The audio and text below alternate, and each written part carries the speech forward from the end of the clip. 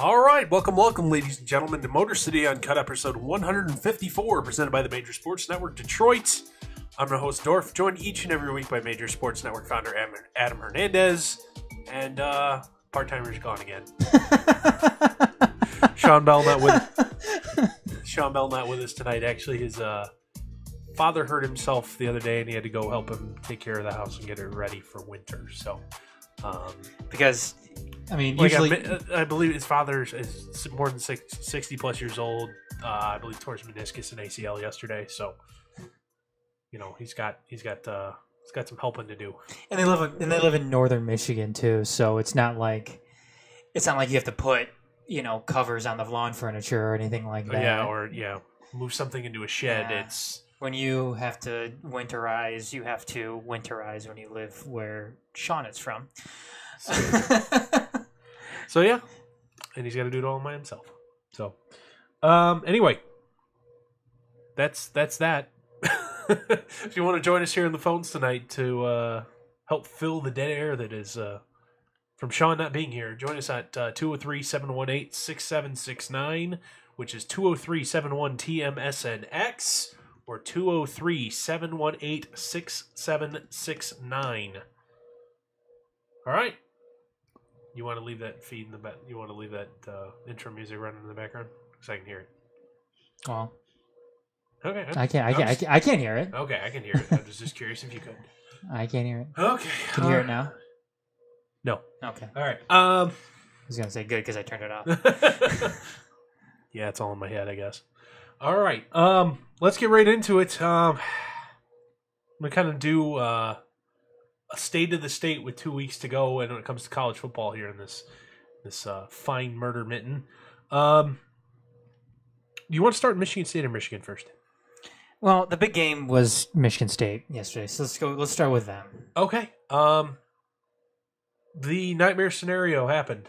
Exactly what I told y'all last week. I would term the season now a failure with the adjusted expectations, a disgusting blowout. It happened. Mm-hmm. Coast to coast, start to finish, beginning to end. Insert analogy here. It happened. Got so bad that Weaver came in and played quarterback. Sacked 3 times in 4 snaps, yeah. The other one he ran for his life and ran for positive yards. Guess that happens sometimes. Yeah. Butt kicking to the highest order. Game plan was bad. I figured it was bad because you're not wearing any Michigan State stuff. Actually, I am. I do. The t-shirt under. The t-shirt underneath is under the black. Yeah, actually, it's actually I think I wore the same t-shirt last week to the show. So, but coast to coast, start to finish, out coached, outplayed, out strategized, out hustled.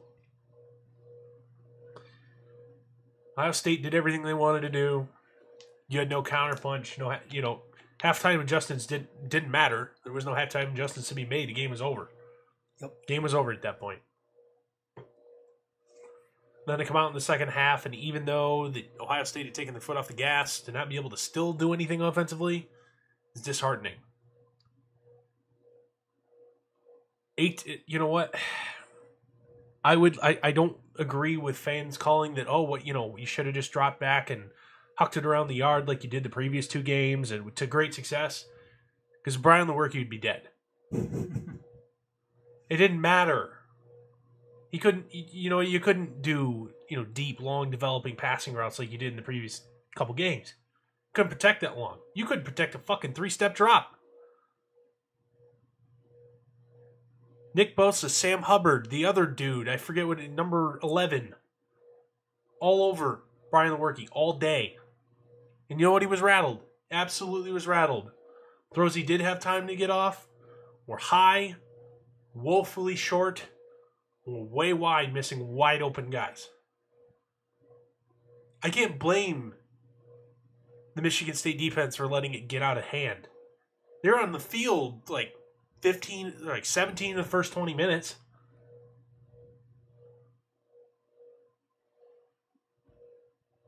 Yeah, Ohio State spread them out. Spreaded them and shredded them. Took advantage of safeties that don't tackle well in space. Don't take good pursuit angles. It's been a problem all year. The reason they haven't been exposed for it is your front fucking seven is so damn good, they haven't needed to, be great run defenders. They got punked. And based on the modified had you told me this in the preseason that this was going to happen, I would have said, yeah, I don't doubt it. It's going to be a tough year. And I wouldn't be too terribly upset. But based on how you played up to that point, expectations changed. You're going, you know what? This program now expects to be not just fucking competitive, to win games like that. You know what? You can hang your head. You know what? Comeback year. We were on the road. Tough game. Coming off a very emotional, tough win the week before. Incredibly young team. Yada, yada, yada. Guess what? Ohio State's team is just as fucking young as yours. They kicked your ass. It wasn't quarterback play. Yeah, they do have arguably the most veteran quarterback in America. At least in the college ranks. J.T. Barrett, 4-year starter. Won all sorts of games. They're just as young as you. No excuses. If you want to play with the big boys, this is a game. This isn't a game you necessarily have to win. You can't get embarrassed. I turned it off. I didn't watch the second half. I looked at the drive charts for the second half. That's how I know what happened. I turned it off. There's no point in watching it. Dave Warner again. putting a team. Your team does not have the hope of pass blocking in predictable long yardage situations. They do not have a fucking chance, and you should know that. Don't put them in those fucking spots. Be fucking creative. I thought, after the first drive of the game, all right, we're going to move the ball today. This might be a little bit of fun. Then, you know what? Drive stalled out. Punted the ball. Okay. Because you got on the Ohio State side of the field, nope, what do you know? Predictable 3rd and long because of bad play calling. Stalled out, and that was it. It was over. They were intimidated. Yeah. They were intimidated. They bent over and let Urban Meyer and company have their way with them in every which way possible. In every which way possible you could imagine in a college football game in the Big Ten. That's what happened. It's embarrassing. You know what? Good programs, elite programs like you've been playing like the last decade, like Michigan State has been this last decade. They may have a down year, but then guess what? They're right back into the thick of things. We all knew this team was kind of ahead of schedule, and the eye test didn't match the record on the field. Mm-hmm. But Jesus Christ, man, keep it to a 3-score game. You know what? Vegas is usually never wrong, even with the college. When it's college amateurs. They had this game at a 17-point spread. I thought they were insane. 17 points. It'll probably be about 10 or 12. Okay, fine. To say 17 wasn't enough? Two ranked teams. It's not just two ranked teams. It's not like the number 1 team playing the number 20. Michigan State was ranked higher. It was a 12-13 game. The fact that you're a 17-point dog in that period when you're the higher ranked team is laughable, but understandable when you actually look at it. But the fact that you couldn't keep it within that, a 3-score game is ridiculous. And the game was over in the first quarter. Mm-hmm.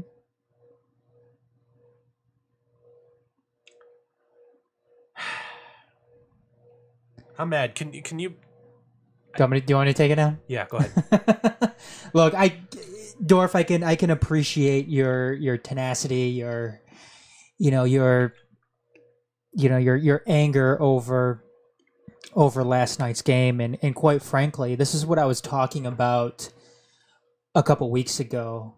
Or was last week? Was it last week or I think it was a couple weeks ago, when I was saying that this is what I wished we had from Michigan fans.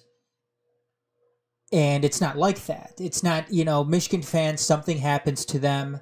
They lose a couple of games. All of a sudden, they go back to the days of Brady Hoke and Rich Rod when they're just happy to be there. Yeah.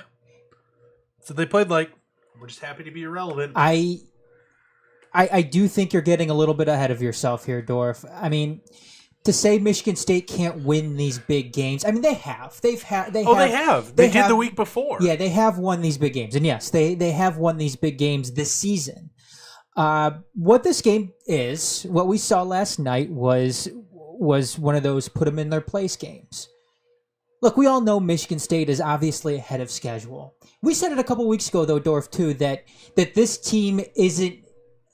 They're not that good. They're not that good. They're not as good as what they were leading everybody on to be. And I think that, and I'm not saying you're falling for it, Dorf. I mean, I think it's perfectly fair to adjust. I didn't expect them to win here. No, I understand. I understand. Embarrassed. I understand.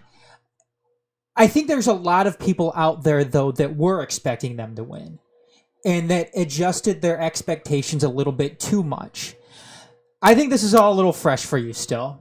I think if we come back to you next week, maybe depending on what happens against it. Who do they play next week? Maryland. Indiana? Maryland? Okay. No, they've already beat Indiana. Yeah, that's right. They already beat Indiana. I'm sure if we come back to you next week, I'm sure you're going to be a little bit. I think that there's going to be a little bit cooler heads with all of this. You know what they need to do this next week? They need to run up the fucking score. Oh, and I hope they do. But let's keep in mind, let's pump the brakes a little bit here and realize that Michigan State was already playing with house money this season. I hate that. I know, but is it true? No. Yeah, of course it's true. No, it would be house money if this program didn't have sustained success for over a decade. No, they're playing with house money in the sense that nobody thought that they were going to be doing what they've been doing this year. Yes. At the beginning of the year, yes. But when you play like you do through the first 9 games, those expectations get readjusted. And rightfully so. Yes. But nobody thought, and you just said it yourself, that they weren't going to go into Ohio State and win it. The only thing that you're disappointed in is how much they lost by. You just being totally outcoached. Yes, yeah. But it's not like they've shown a complete lack of effort all season. Correct. It's not like that they've shown an inability to coach all season.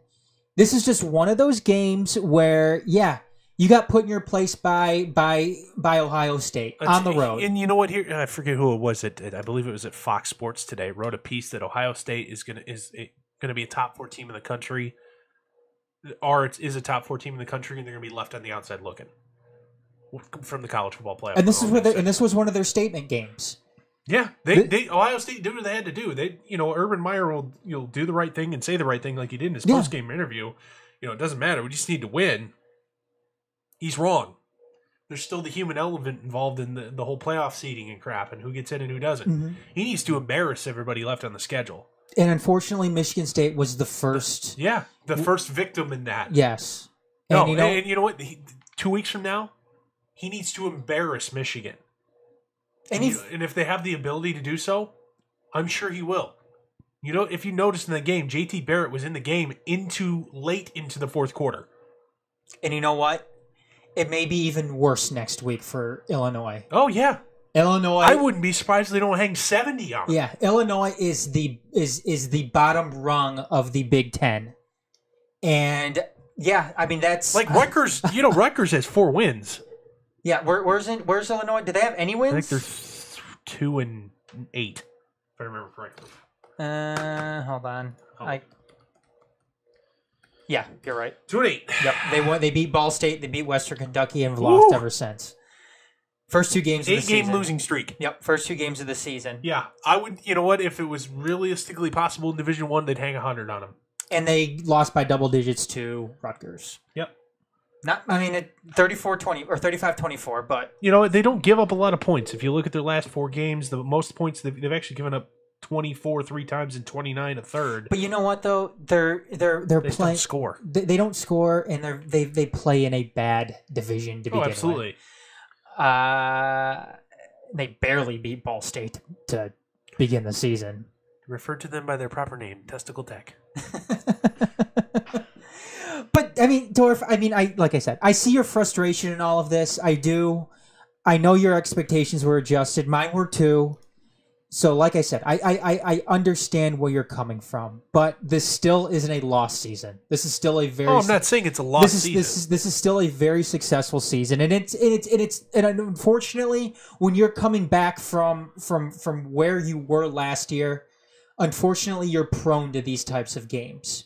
Okay. This is the type of thing that happens, especially when you're going on the road against a team like Ohio State. And I understand that Ohio State is a young team too, but it's still Ohio State. And Ohio State this season is still a playoff team, despite their 2 losses. Yes, and this is exactly in the consideration. Yes, and this is exactly why Ohio State is a great program. I think Michigan State has worked their way up to being a very good program.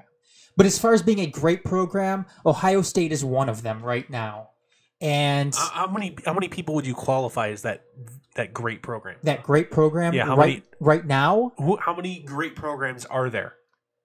How many, just a little thought exercise. How many great programs are there? Okay, you've got Ohio State. Okay. Alabama. Okay. Clemson. Okay. Due to very recent success. Yeah. I mean, if Florida was good this year, or not Florida, Florida State. If Florida State was good this year, I might say Florida State. Okay. But they've nosedived. I would rather put them in the ranks rather than Clemson. Yeah, I mean, I guess you could because they were really bad this season. Yeah. But they lost their starting quarterback. Would you put like a Georgia in there? No. Okay. No, I wouldn't. All right. No. This is an honest question. I think Georgia's a good program. Yeah. I mean, despite their loss yesterday. Who else did you put in there? Alabama. Well, you already had them. Oh, I thought you said it. No, so okay, we've got like 5 teams we're willing to discuss here. Mm-hmm. Would you agree that Ohio State is one of them? Oh, yeah, absolutely. Yeah, okay. I'm not debating that point. Okay. That's it.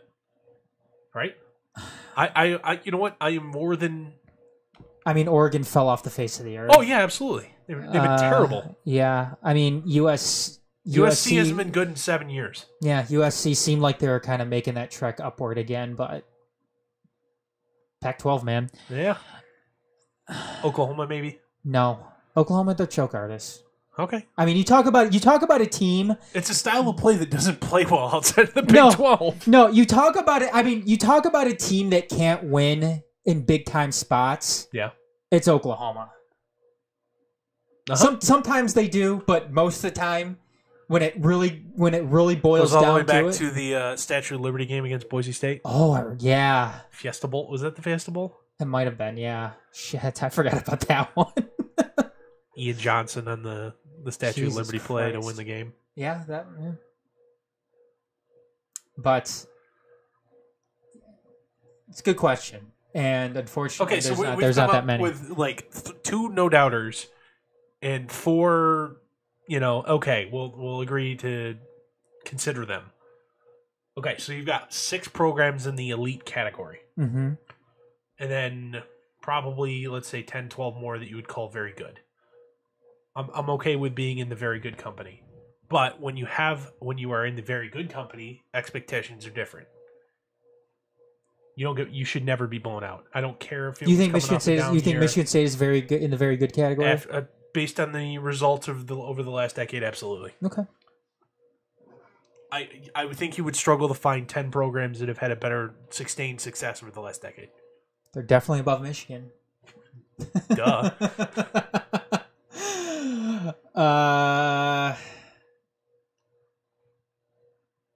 I'm trying to think to myself of those very good programs, and I think you're right because you said maybe 10. Wisconsin. Wisconsin. Wisconsin. I would put. Would you put Penn State in there?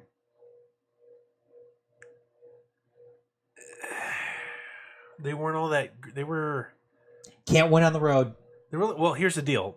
Going back to the Joe Pye era. Yeah. They were an 8-4, 9-3 type in the Joe Pye era, which is not very good. Which is why they wanted them out. Yeah. And then they had the period of darkness, and now they're good again. That's not good enough when it comes to recent. You know what? Tradition and overall win totals, they don't fucking matter. If that was the case, Yale would be the second most storied program in college football? No, the thing is you have to be able to win on the road. Oh, you'll throw Notre Dame in that category. What, the very good? The very good. I don't know if I would.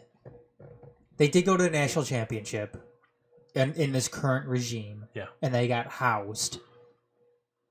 They got there. They did. But then again, Michigan... I'll put Notre Dame in there. I will put, if you don't put Clemson or Florida State in there. I don't know. I don't know if I put Notre Dame in. I think Notre Dame's a good program in the here and now. I still qualify them as the very good. So they got their asses kicked last night, though, too. Yeah, you know what? But that's not enough to remove somebody from the very good category. One game isn't enough for that. I don't know. It seems like Notre Dame is always so hit and miss. Okay. I won't argue with Notre Dame, though. Whatever. And then you could probably put... Did you put, like, Stanford in there? Yes. Stanford. Maybe Oregon. TCU? Yes. Oklahoma, if you didn't put them in the category ahead. Yeah. Oklahoma State? It's feast or famine, man. I don't know. I'd have to look deeper into the numbers. Georgia? Would you put Georgia in? Absolutely. Okay. Notice how there's Auburn. Yeah. I mean, they've had a tough. I mean, LSU would be in there too. Ever since Cam Newton left, though, they've had a tough go of things. The fundamental truth: if you don't have a quarterback, you don't have anything. They haven't had a quarterback since Cam Newton. Well, Alabama's never really had a quarterback either, but play a different kind of game, man. Yeah. I don't understand the love fest or Jalen. But notice how there's not a lot of SEC teams in this, though. Yeah. Would you put Florida in there? Fuck no. No, because they haven't been good since Tebow. Would you put Ole Miss in? Nope. Can't do it clean. Mississippi State? Maybe. They're getting there. Maybe's not good enough. It's either a yes or no. Kind of how we were talking about would you put Florida State in the very good category versus that's kind of the debate. Would I put them in the I'd put category? Florida State in the very good. Okay, but I disagreed with you. So that's kind of the same thing with the same dynamic here with Mississippi State, just to bracket it down. Okay.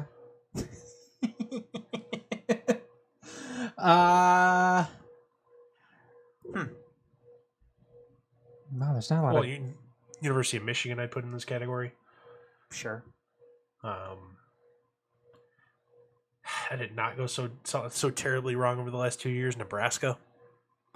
In the very good? No, in the good category. This is tier 3. Oh, okay. We're talking tier 3 here, right? We're talking tier 2. I thought we were still talking tier 2. Oh, I was talking tier 3. Okay. So you put Michigan in tier 3? Yeah. Nebraska in tier 3 also? You might even drop Nebraska down even further. Yeah, the last 2 years have been disastrous. Because their bread and butter night games at home have been nothing. Yeah. Absolutely nothing. I might put Washington State in there. Oh, Washington's a good one. Washington is a good one. They had a very good run, but they got pantsed again this week. They did. I would definitely put them in the good. That's a good one. I like that. Put Washington State in there too. Let me think. Anybody else we want to highlight here? Definitely put Okie State in here if we didn't put them in the category above. Yeah, that's fine. That's about it. Oh, Vatek maybe. Although they haven't really been terribly good until recently. What about Louisville? Where'd you put Louisville at?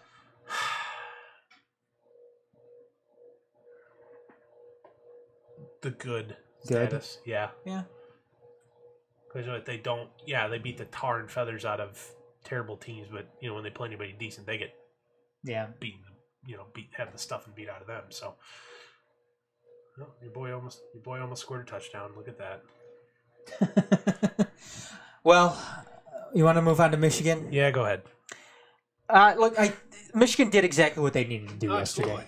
I mean, they go in, they pound on a bad Maryland team. Yeah. And I think, and that's everything that you needed Michigan to do. 35-10. What were the final lines on that one? You had, and again, this is not something that I'm going to be, incredibly excited about. You have Brandon Peters, 9 of 18, 145 yards, 2 touchdowns. I mean, rushing wise, you had Evans, 80 yards, 2 touchdowns. I mean, nothing really spectacular stands out about what they did.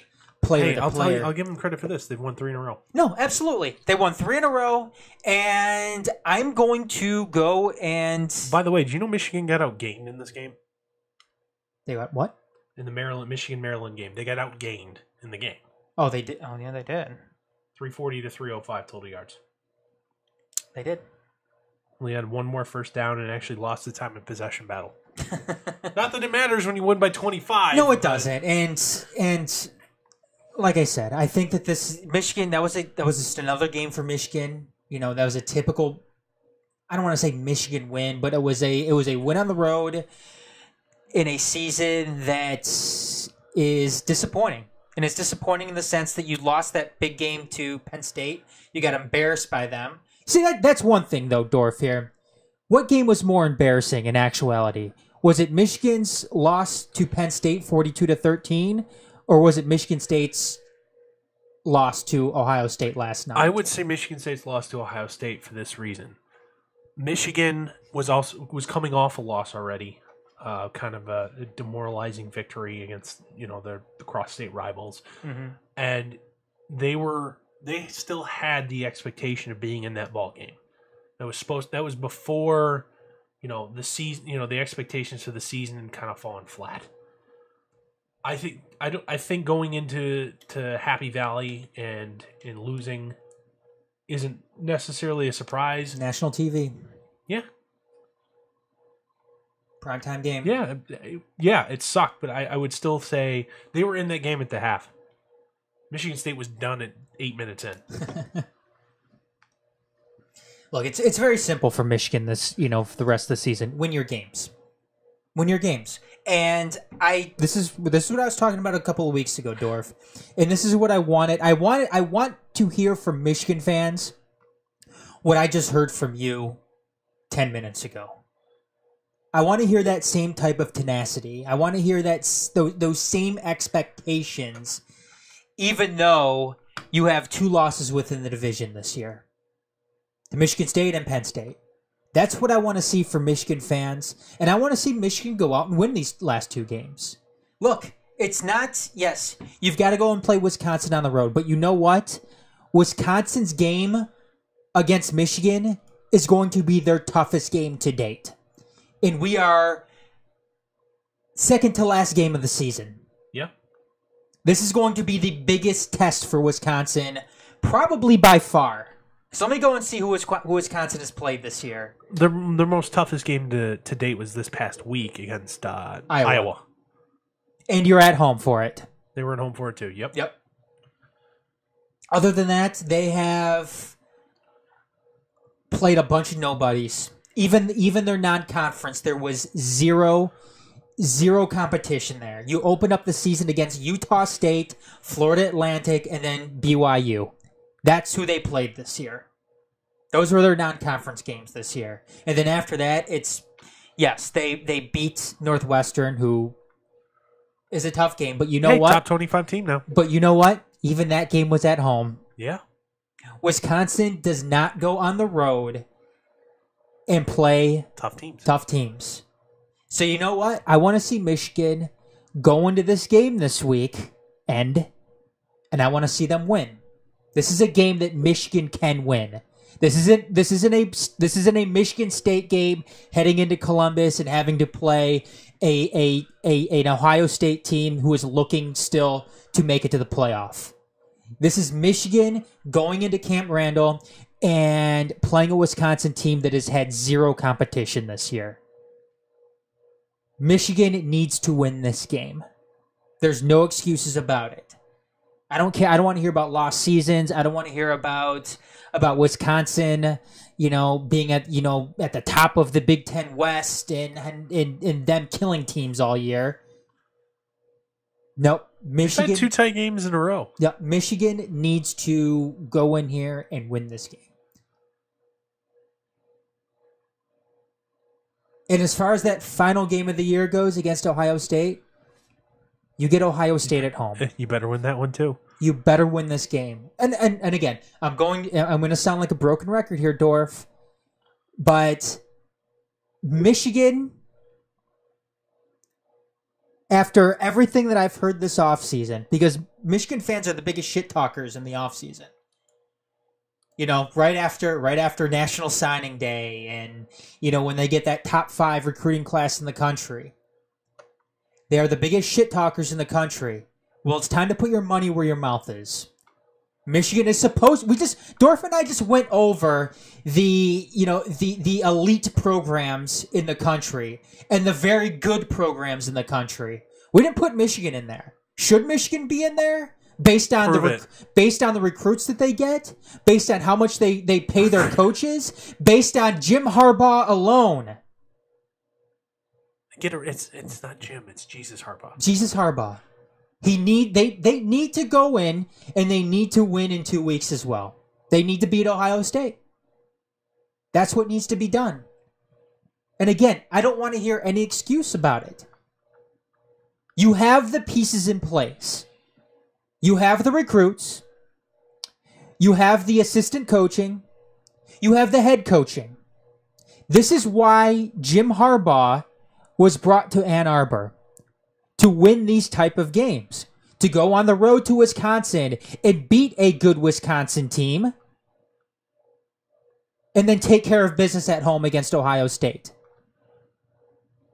This is why you're paying millions of dollars for offensive and defensive coordinators. This is why $2 million coordinators, and you have $2 million guys on the offensive side of the ball. Yes, this is why these guys, in some cases, have left the NFL to take this job. Again, we are in year 3 of Harbaugh right now.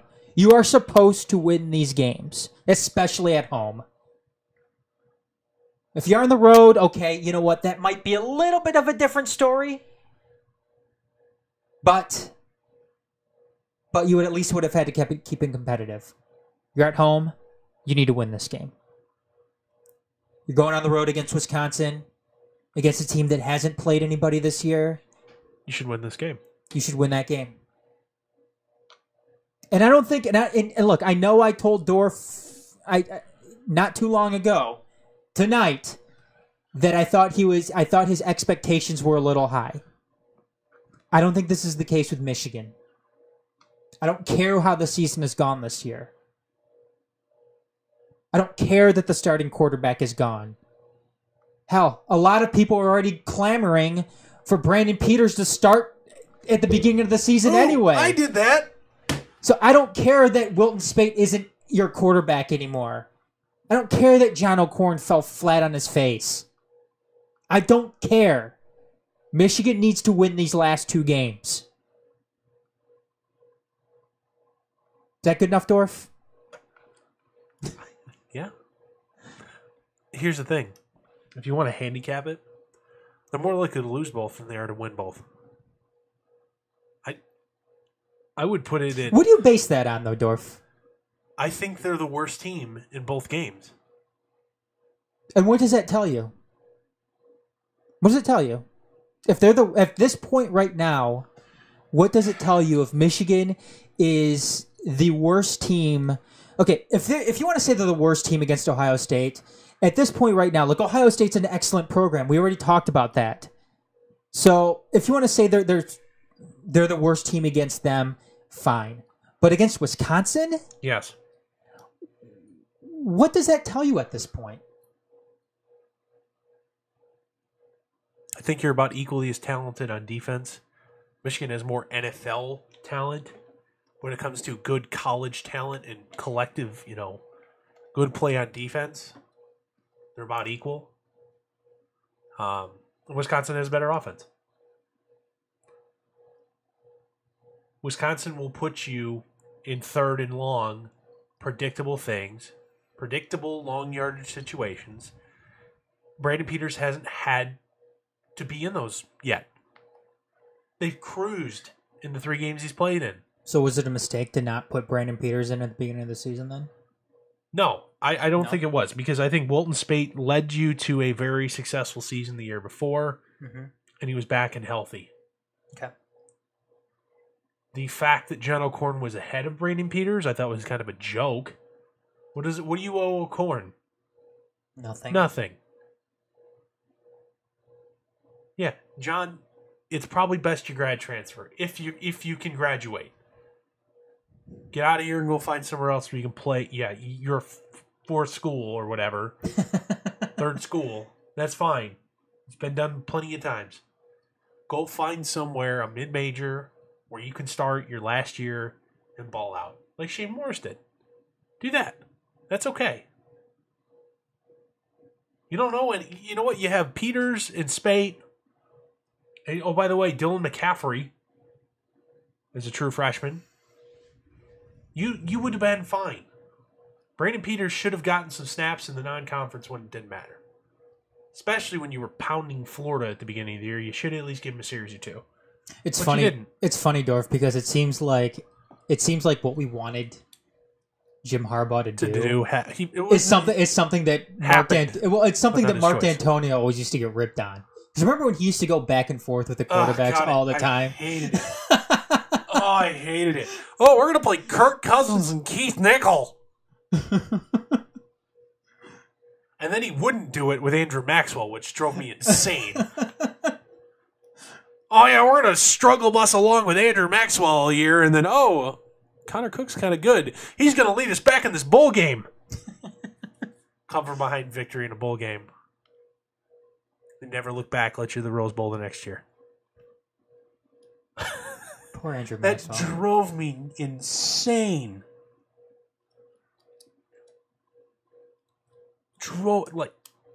Off a cliff. I'm glad I wasn't on Twitter at the time. We should probably move on. Yeah, I guess so.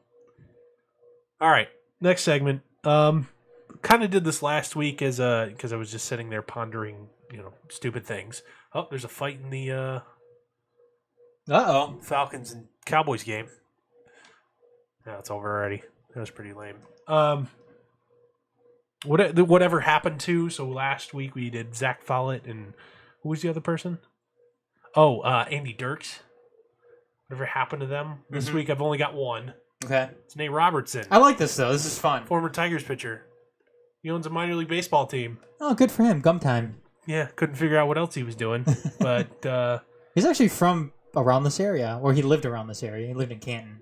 Oh, Robertson did? Yeah. Oh, he's from Kansas originally, but yeah. He owns the Wichita Wingnuts, an independent league team. Plays in the same league as the Sugarland Skiers, known famous for signing Roger Clemens and Tracy McGrady. So, yeah. That's cool though. Good for him. I was like. Apparently, he actually bought a stake in them prior to retiring. Like when he was still playing for the Tigers, he bought a stake in the Wingnuts and bought them out later. Yeah, I always liked Nate Robertson. Seemed like he was a likable player, but not all that good. No, not all that good. I mean, the fact that he started Game 1 of that World Series is perplexing. He played better than what he actually was. Sure. And I think he was a one-pitch pitcher. Yeah. He had a fastball. Breaking ball, what's that? Changeup? It was overrated. Oh. I always kind of liked Nate Robertson though. He's a bulldog. Oh, Leland. He was. Wasn't that his nickname for him? I think it was. Or what he called him? He said he's just a bulldog. He is. He was a bulldog. Got anything else on this? He go out and get you tough outs. Struggle bust you through 5. I just remember one time he was him and Pudge got in a fight. Well, that was. You remember that? I don't remember. I remember. You probably go and look at the YouTube video of it. But yeah, just him and Pudge just going at it, and it's like, what are you doing? Why are you arguing with Pudge? As a Hall of Fame catcher, you're a guy who's quite frankly, lucky to be here. Lucky to be here. Whatever at this point, whatever Pudge says to do, You fucking do it. Just do it. Yeah. Anyways. All right, next. Go to the Detroit Pistons for Rio. They won again tonight, Yeah, dude. they did. 112 to 103 against Miami. They were trailing. They were trailing at the half, like 58 to 52 or something like that. At one point, I think they were right before the end of the first half. They were down like 10. Oh, were they? Yeah. But this was their... they haven't lost in the month of November yet. This was their 5th straight win. Yeah, because they lost the final game. They lost on Halloween night against the Lakers. That was their last loss. And that was... If you look at their losses, they've lost to the Lakers, they lost the to 76ers. They lost to the Lakers, the Wizards, and like you said, the 76ers. However, you know what that loss against the Lakers, though? That was coming off of a West Coast road trip where you played the Clippers, the Golden State Warriors the following night, and then you had an off day before you played the Lakers. So third game in 4 days. So yeah, you were burnt out at that point. Okay. And they lost that game. You could kind of tell it was 113 to 93 in that one. But ever since, I mean, during this run, I mean, yeah, they haven't played a bunch. They haven't played really, great teams by any stretch. They beat Milwaukee, they beat Sacramento, they beat Indiana, they beat Atlanta, Beat Minnesota too, and they beat Miami. I'm just talking about this recent streak. The recent run, yeah. Yeah. Big thing about these Pistons wins, though, Dorf, is they only have one loss at home, so they are protecting home court, and they don't have a loss in division either. Yeah, and that's something that's where you start off.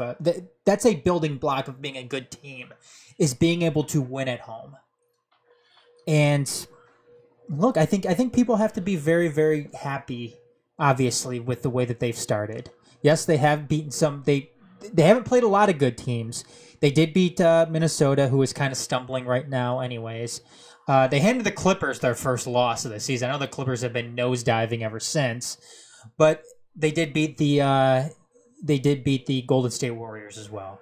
Yep. So, I mean, what can you really say? At Golden State. At Golden State, yep, on the road, part of that tough road trip. So, yeah, I think the big thing with this right now is they're protecting home court. They're winning their games at home. And I think that's the biggest takeaway right now with them. And they're getting a lot of production. I think Stanley Johnson being inserted to the lineup has been very, very good for them. He is hurt. I know. I'm talking about as the season's long. Sure. Yes. Since that stinker on opening night, he's been quite a productive starter. Yes, he's been very productive. Obviously, they're getting 0 points on an 0 for 13 or something on opening night. Yeah. They've been getting a lot of production, obviously, from Tobias Harris. It's been very good. Avery Bradley has been excellent as good for as them. Advertised. Yep. Even tonight, I mean, I want to go. Reggie Jackson hasn't been terrible. No, Reggie Jackson hasn't been terrible. He was the reason why they won the other night against who they played the other night against Atlanta. I thought he was very good in this game. Tonight, you had who was leading scorer for them? You had Tobias Harris score 25 to lead the Pistons. Behind him was Avery Bradley, 24. I think you're getting good production off the bench. Tonight you had Luke Kennard get 14 off the bench. Whoa, he actually played? Yep, and you had Ish Smith get 11. All right. Eric Moreland was the only guy who didn't score. That played? He did play. Okay. Yep, he did play. He got a rebound and 2 block shots. Look at that. So productive scrap heap find. Yeah. Poor Boban. Yeah, where the fuck is Boban? I want to see Boban get some playing time, man. Because they don't want to have their offense grind to a screeching halt. Is Boban going to be the human victory cigar again? What's with these European white guys being the human victory cigar? The over 6'10" European white guys. Nah, you know what? Boban is what he is. It's very big, very slow, but also very long. And that just doesn't fit in with what they're doing right now. Drummond 2 for 4 from the line tonight. That's fine. Do that every night and I'll be okay. Yep. Didn't expect him to, I don't expect him to maintain the 75%, but be above 55 and I'll be totally happy. No, and you know what? And that's fine because, I mean, the other night he was 4 for 6. I'll take 66%. I mean, that's another thing here too, is when you're able to have who should be your best player on the floor, and when Drummond's on, he's on. I mean, he's Just got to avoid those mid-season lulls of not giving a fuck. yeah, and being a liability at the free throw line, because that's what kills you. If teams know that they can go and hack away at him because they know he's not going to make free throws, that can kill you. And that's why he wasn't playing in that sense. So that's huge. And I think that that's been one of the biggest factors too this season, is being able to have your best player on the floor throughout, good portions of the game. So will it continue? I hope so. It certainly seems like, the Pistons are, they're still in the weaker of the two conferences. Seeing what's going on in Cleveland, I think Cleveland might be. I don't know where Cleveland's going to be at the when it comes the end of the season, but right now they're a disaster. They really don't have a lot of good guys, surrounding LeBron James right now. I mean, Tristan Thompson's a bum. Kevin Love is Kevin Love. Yeah. Isaiah Thomas is still hurt. Mm-hmm. Derrick Rose is hurt again. Is he hurt again? Yeah. Oh my God. You could not like out for prolonged period of time hurt, but Derrick Rose is hurt again. Amon Shumpert's not any good. Yeah.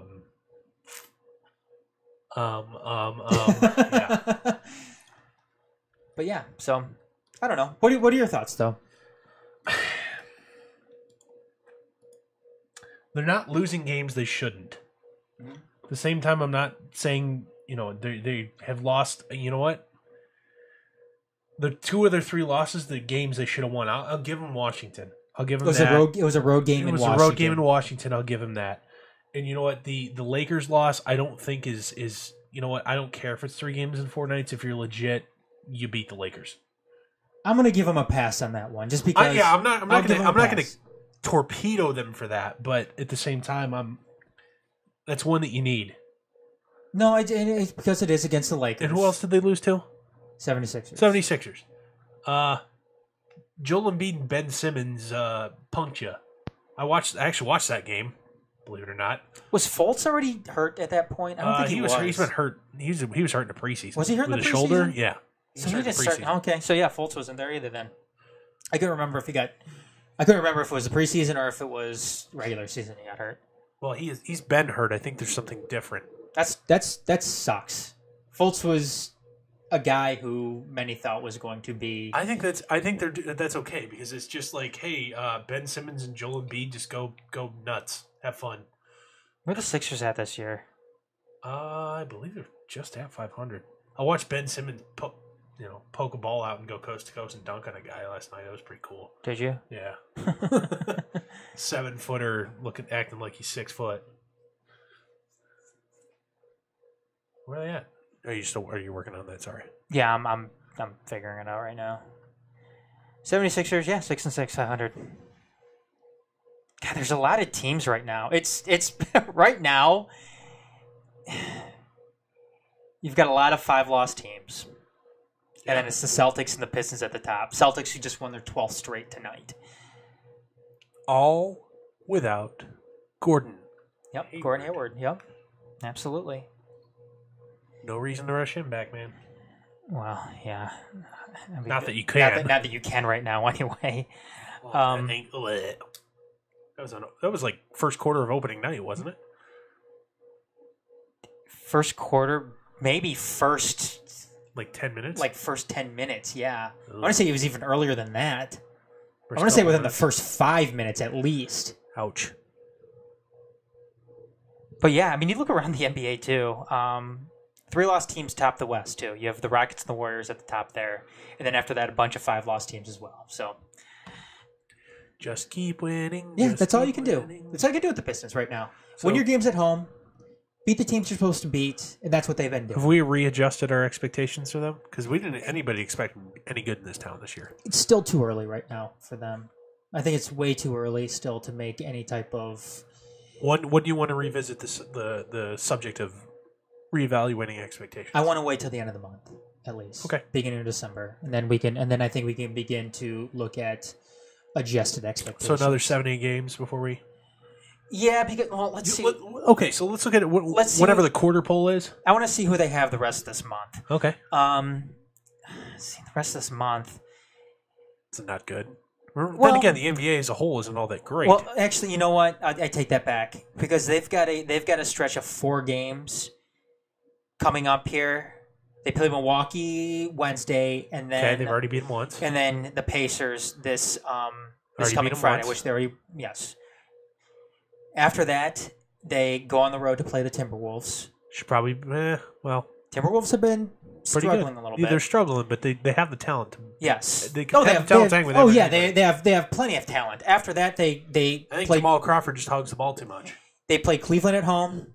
They go on the road to play OKC, and then they go on the road to play the Celtics. Then after that, they come back home for That is a brutal end of the month. Then they come back at home to finish out the month to lick their wounds against the Suns. Okay, Who they should whip on. But yeah, those 4 games right there, I think is going to tell you a lot about this team and what we have this early on in the season. If they're able to go in there, if they can beat Minnesota, and if they can beat Cleveland at home, I'm okay with them losing on the road against Oklahoma City and on the road against Boston. Not in blowouts, but games where we're talking about we're fouling at the end of the game to try and get back in it. Yes. Okay. So is that how you combine it? I don't know. That's how I define a competitive game in the NBA. I like to see it below double digits. Okay. Which usually means you're fouling at the end of the game. So. I usually equate a 10 point 10 point or more. less. 10 point or more is usually a blowout. blowout. Yeah. Blowout. Okay. So fair enough. All right. Anything else? Nope. Lions.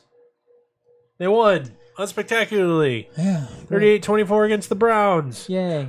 who are now the only winless team in football. Did San Francisco win today? I think they're still on, but they're up like 3 scores in the fourth quarter. So, Jesus Christ. yeah, they're running away against the Giants.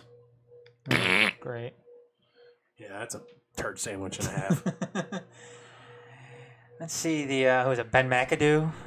Yeah, he gone. When's he gonna? Not soon enough. I hope he hopefully gets Butch Jones today. Oh my God. Oh, by the way, I know this is in the cover and floor segment. Brady Hoke is head coach in Division 1 again. Oh, were you gonna mention that? I was. Why you couldn't wait? Nope. Brady Hoke is the interim head coach at the University You of Tennessee. suck, man. You're awful. You couldn't wait like 5 minutes. Not even. Yeah, not even 5 minutes. Whatever. Go ahead. Lions are now 5-4. Have one team with a winning record remaining on their schedule. Do you have somewhere around here? Do you have our original predictions for the game by game? See, this is why Sean needs to be here. Sean, goddammit! Hold on, give me a second. So you're calling Sean the recording secretary? He is. Okay, I have it now. Okay. I had him at 11-5. What did I have him at? 9-7. Okay, Sean. 7-9. Okay. So we all had him winning this week against Cleveland. What do we have him doing next week against the Bears? Wins. Oh, wins around? Wins around, yeah. Okay, not changing that. What do you have the week after on Thanksgiving? Against the Vikings. Against the Your Vikings. last game against a team with a winning record. Wins across the board.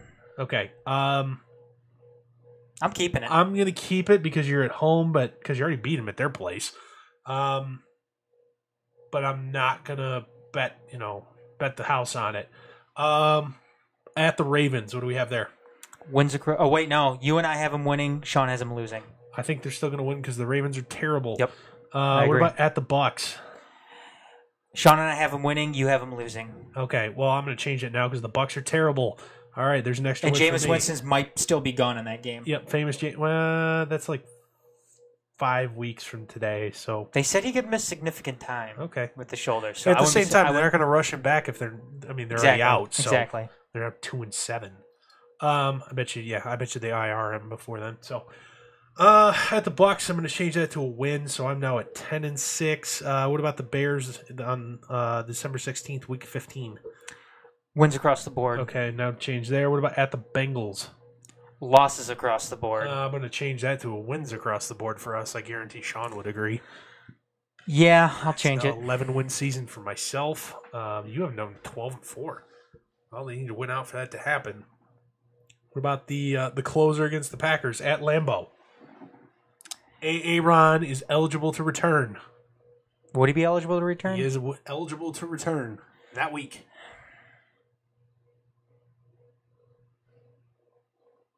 At home. But they're likely out of it. Win. I think so. It's on the road, by the way. No, it's at home. No, Sorry. they're home. They're at home. Yeah. They won at Lambeau before. Yep.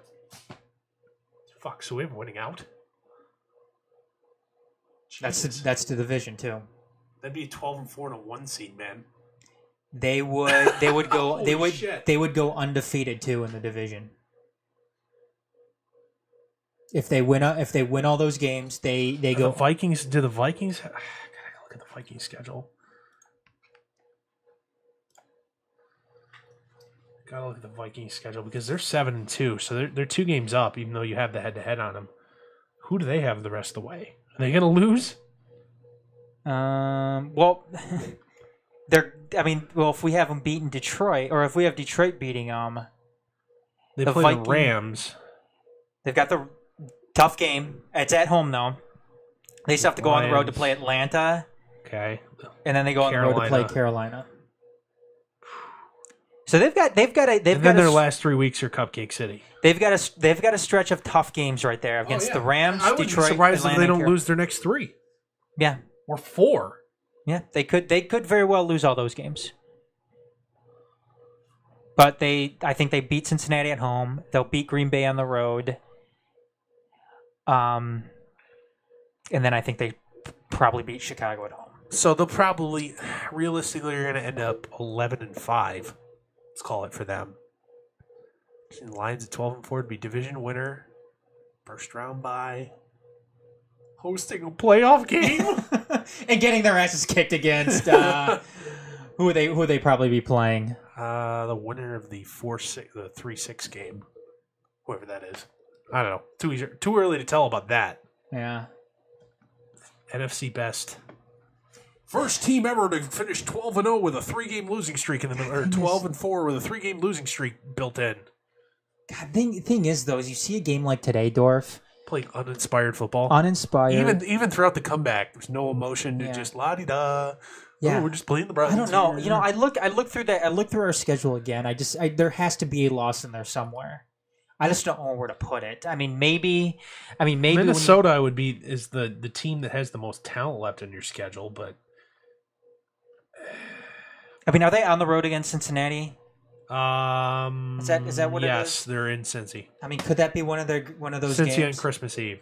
Could be, but at the same time, the Bengals are going to be out by then, so who knows? Yeah. Maybe the A.J. McCarron show.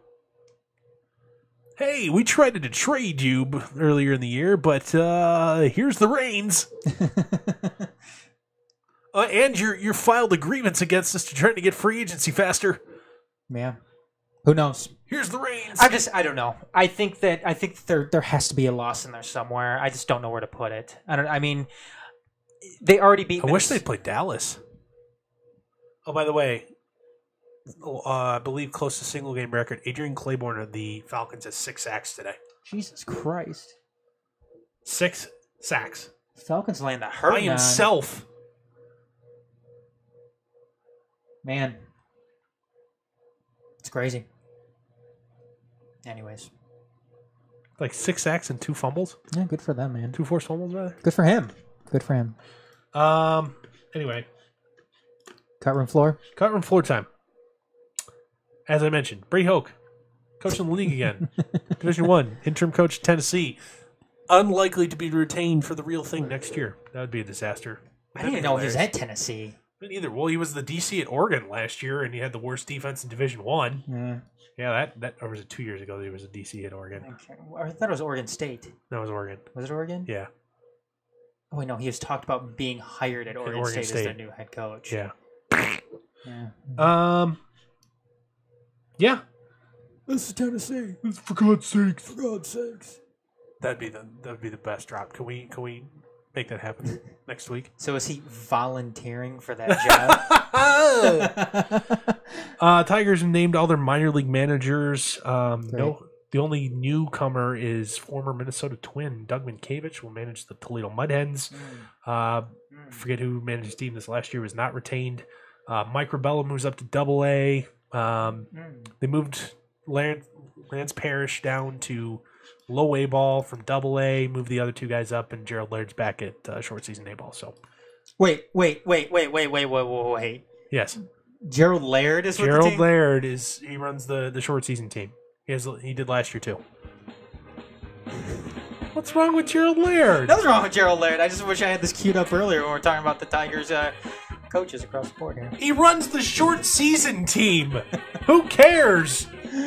Gerald Laird. Yeah, former Tiger, catcher and Miguel Cabrera trade bait. Mike Rabello is their Double-A manager. He's been in the system for 4 or 5 years managing. Oh yeah, Mike Rabello. That's who they got rid of? He was one of the 6 that went the other way for Cabrera and Willis. Helio De La Cruz and Cameron Maven, Andrew Miller. There's somebody Cruz. else. There's somebody else in there too. Because all Zabrowski did with that deal is say, "Here's the roster. Pick who you want." Pick 6. Yeah. Okay. Pick any 6 out of the minor leagues. Have at it. And you want us to take Dontrell too? Okay. Okay. Coming up 1 year removed from his Cy Young campaign. All right. Justin Ablocator has been placed on short-term IR by the Red Wings after he broke his cheekbone. You should be happy about that. Yeah, I don't like it. I don't like him. Man, that was a tough loss last night for the Red Wings. And did you watch any of it? Yeah, 9-round shootout. 9-round shootout. Did you see the overtime though? Wasn't it just chaos? Oh my god! Well, at the beginning, it seemed like the Blue Jackets were playing keep away. But this is the beauty though about NHL 3-on-3 overtimes. It's fun. It's extremely fun, and once something starts to happen, then it's like the floodgates open up. Because all of a sudden it's just odd man rush on odd man rush. Exactly. That's what happens because then you get offsetting offenses and defenses both ends of the ice, and it's too hard for teams to try to. They can't change because they can't change. They can't make up anything. So yeah, you kept on getting odd man rushes on both ends of the ice. And Jesus Christ, the Red Wings had it won because they had Anthony Mantha and Athanasiou on a 2-on-0 breakaway. And they didn't score. And it clipped the goalie's skate. Athanasiou didn't get it up high enough. Oh, that's what she said? Yeah. But, man, it was a great save. I mean, don't get me wrong, but it was all on Athanasiou. If he could Sergei Bobrovsky's pretty damn good. Yeah. And if he would have... Oh, man. It was such a fun overtime, and I wish they would just do this, not go to a fucking shootout because the just shootout play arcade 3-on-3 until there's a winner. do it. You know what? Give it 10 minutes. 10 minutes because there will somebody will score within 10 minutes, and you know what? If somebody doesn't score within 10 minutes, then give them the fucking tie. I guarantee you, you will have you will have somebody scoring in that 10 minutes 95% of the time. Just pure force of exhaustion. They'll be like army crawling towards the blue line. Yes, it'll happen. And then we're stricken with a shitty shootout that goes 9 rounds. Who gives a shit? All of a sudden, they're 2 defensemen for the Red Wings took shots in this. Yeah. Also, you're resorting to defensemen taking penalty shots then at the end. Or was it just one? Because I know Daly took one. Daly took one. I know Daly took one. I think it might have been it as far as defensemen go for the Red Wings. That's his second one of the year, by the way. He did their first shootout, too. He was like the second man up. Franz Nielsen, though, became the all-time shootout leader as far as goals being scored. Yep. Oh, I didn't know that. That's pretty cool. Yep. It's not a crown that you really wish and to that have. That was actually their first shootout loss, I believe, since December of last season. Yeah. So they've that was one thing they were really good at. They were really Red good Wings at are always- shootouts. Yeah, and you know what the Really funny good thing is? shootouts. They were just terrible at getting there if they went They were, game well, went they to were, well, they overtime. were especially terrible at overtime. But before that, though, it seemed like they were really bad at shootouts. Yeah. So The Datsuk Zetterberg era, that was the thing. Like, oh, there's so much talent. Those guys were terrible in shootouts. Datsuk was pretty good. I don't ever thought Zetterberg was always. I mean, Datsuk would remove your jock at some points. Yeah. On the shootout. I mean, he was obviously. But I mean, And their goalies are pretty good at defending it too. well, I mean, goalies always have the advantage in shootouts, in hockey at least. Yeah, they're not going to stop 90+% like they do in regular shots, but at the same time, I believe a roughly good percentage is about 80. If we're talking soccer, it's not even fair. Yeah. And last but not least, kind of call out the fellow blogosphere here. Detroit Sports Nation, look at your editorial staff. You had someone advocate for the release of Peter Mrazek because, quote, Jared Koru's pretty good, yo. I mean, that's not a real quote, but, he's not good. Let's just let him go. They wanted to just let go of Peter Mrazek. Yes. Of course, with the giant disclaimer at the beginning of the article, this opinion is of the writer only and not Detroit Sports Nation. Oh, shut up! Wait, you had Peter Mrazek must go. Any means necessary. And they were advocating dropping him. Dropping him. That's Looney Tunes. Yes. Yeah, that doesn't make any sense. Now, if you want to talk trade, fine. Let's talk trade. Yes, because you technically, by the strict definition of things, have a surplus at goalie. Yeah. And holes in other parts of your roster. Yeah. And you're spending $9 million on goalies. Yeah. Wow. Yeah, that's not goalie. It'd be one thing if you're spending $9 million on goalie because he was that good. But you got two, and you're spending $9 million on it. That could be argued, but that was not the crux of the argument. Look, I get the clickbait article. We do it here, but I don't understand. I mean, that's not even a clickbait worthy. No, Peter Mrazek must go. Okay. Okay. Yeah. He had a shutout and then a bad game thereafter. Yeah. We should cut him. Okay, irrational person. Step away from the keyboard. God, you sound like Dorf talking about Michigan State's loss. Yeah, well deserved. I'm just kidding. No. I deserve that one. See, are you already coming down a little bit? No. Anything else? I think you're coming down a little bit. Nope. I think you're cooling off. Nope. I've been perturbed about it for the last 2 days. Hey, man, if you want D'Antonio fired, that's... I don't want D'Antonio fired. I want Dave Warner disemboweled. Not literally. You want Football Dave... You disemboweled. want Mark D'Antonio fired, and you want Brian Lewerke to transfer. Is that what you said? That's not my words. Your words, not mine. All right. Anything else? No, I think that's going to do it. All right, that's going to wrap up episode 154 of Motor City. You all right? Oh, there it goes. 154 Motor City Uncut, presented by the Major Sports Network Detroit. Join us each and every week at 6 p.m.-ish Eastern, live on Sunday, right here on whatever platform you're watching us now, because we're in like 7 places. So for Adam and the part-timer who's not here, I'm Dorf. We'll see you all next week. Bye, Sean.